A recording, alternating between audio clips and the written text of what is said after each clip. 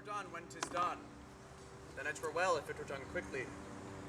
If the assassination could trammel up the consequence and catch with his surcease success. But that this blow might be the be-all and end-all here. But here, upon this bank and shoal of time, will jump the life to come.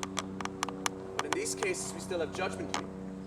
That we but teach bloody instructions, which being taught, return to plague the inventor. This even-handed justice commends our poisoned chalice to our own lips. He's here in double trust. First, as I'm his kinsman, strong both against the deed, then as his host, who against his murderer shall shut the door, not bearing the knife myself.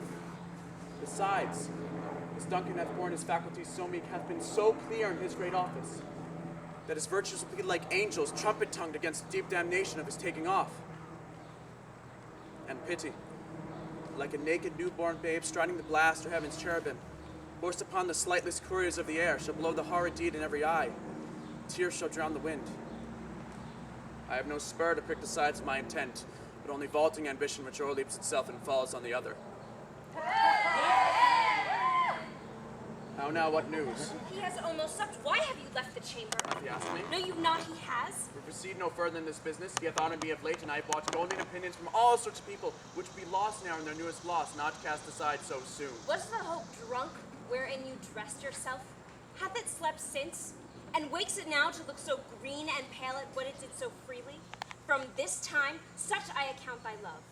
Art thou afeard to be the same in thine own act and valor as thou art in desire? Wouldst thou have which thou esteemest the ornament of life, and live a coward? In thine own esteem letting I dare not wait upon my wood like the poor cat in the adage? Pray thee peace, I dare do all to become a man. Who dares do more is none. What beast was it then that made you break this enterprise to me? When you durst do it, then you were a man. And to be more than what you were, you would be so much more than man. Nor time, nor place to then adhere, and yet you would make both. They have made their fitness thou, and that does unmake you. I have given suck and know how tender 'tis to love the babe that milks me. I would, while it was smiling in my face, have plucked my nipple from his boneless gums and dashed the brains out, had I so sworn as you have done to this. If we should fail. We fail.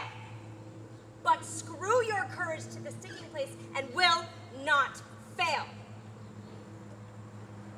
When Duncan is asleep, whereto the rather shall his day's hard journey soundly invite him, his two chamberlains will I, with wine and wassail, so convince the memory, the warder of the brain, shall be a fume, and the receipt of reason a limebeck only. When in swinish sleep, their drenched natures lie as in a death. What cannot you and I perform upon the unguarded Duncan? What not put upon his spongy officers, who shall bear the guilt of our great quell? Bring forth men, children only, for thy undaunted mettle shall compose nothing but males. Will it not be received when we have marked with blood those sleepy two of his own chamber, and used their very own daggers that they have done it? Who dares receive it other, as we shall make our griefs and clamor roar upon his death? I am settled and bend up each corporal agent to this terrible feat. Away, and mark the time with fairer show. False face must hide, but false heart doth know.